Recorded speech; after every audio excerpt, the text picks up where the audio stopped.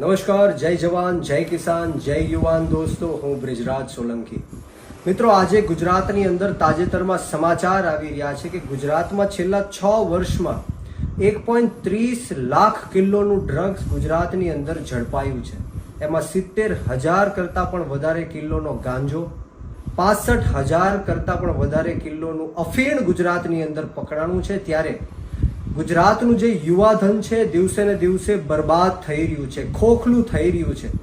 Mundra port હોય, Kandla port હોય, Porbandar port હોય, ગાંધીધામ પોર્ટ હોય, તમામ પોર્ટોમાં દિવસે ને દિવસે આપણે સમાચારોમાં જોઈએ છીએ કે હજારો, કરોડો, અબજો રૂપિયાનું ડ્રગ્સ પકડાય છે. ત્યારે હું ચોક્કસપણે માનું છું કે આ માત્ર અમુક ટકાનું ડ્રગ્સ પકડીને સરકાર વાહવાઈ મેળવે છે, પરંતુ પડદા પાછળ હજારો, લાખો, અબજો રૂપિયાનું ડ્રગ્સ ગુજરાતની અંદર ફેલાઈ રહ્યું છે અને દેશની અંદર જઈ રહ્યું છે. મિત્રો, આપણે સૌએ જાગૃત થવું પડશે, આપણી આત્માને જગાડવી પડશે. એક નાની દીકરી, એક નાની બહેન આ નશીલા પદાર્થોના કારણે નાની ઉંમરમાં હજારોની સંખ્યામાં વિધવાઓ બને છે.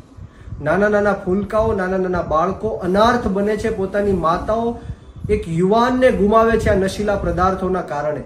ગુજરાતની અંદર 50 લાખ કરતાં પણ વધારે શિક્ષિત યુવાનો બેરોજગાર ફરી રહ્યા છે. ત્યારે યુવાનો રોજગારી ન માંગે એના કારણે આજે સરકાર છે એ આ ડ્રગ્સ માફિયાઓને વારંવાર પ્રોત્સાહન આપી રહી છે એવું લાગી રહ્યું છે. એસપી કચેરીની આજુબાજુમાં ડ્રગ્સ વેચાણ થાય, પાનના ગલ્લાઓમાં ડ્રગ્સ વેચાણ થાય, હોમ ડિલિવરી ડ્રગ્સની થાય છે. ત્યારે આ ઉડતા પંજાબ જે આપણે વાત કરતા હતા, ત્યારે આમ આદમી પાર્ટીની સરકાર આવવાથી, ભગવત માન સાહેબની સરકાર આવવાથી ડ્રગ્સ માફિયાઓને પંજાબની અંદર નિસ્ત નાબૂદ કરવાનું કામ પંજાબ સરકારે કર્યું છે.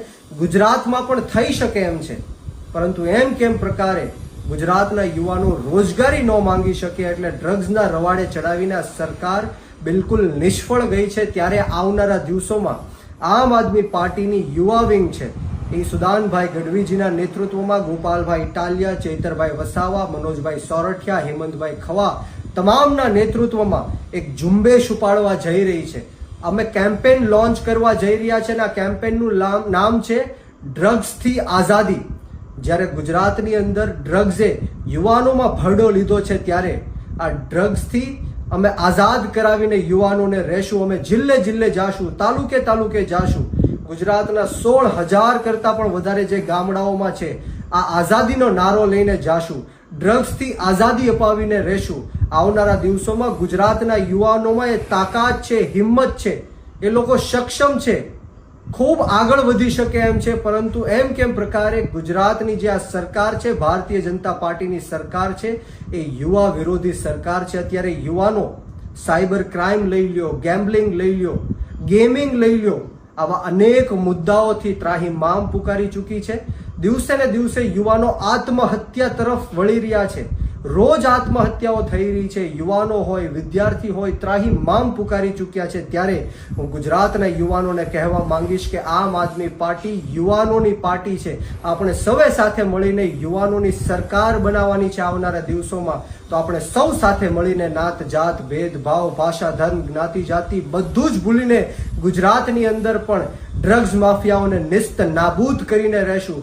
જે પાકિસ્તાનથી, ઈરાનથી, બાંગ્લાદેશથી, અફઘાનિસ્તાનથી ડ્રગ્સ હિન્દુસ્તાનમાં મોકલવામાં આવી રહ્યું છે, એમાં ગુજરાત એપી સેન્ટર બની ગયું છે.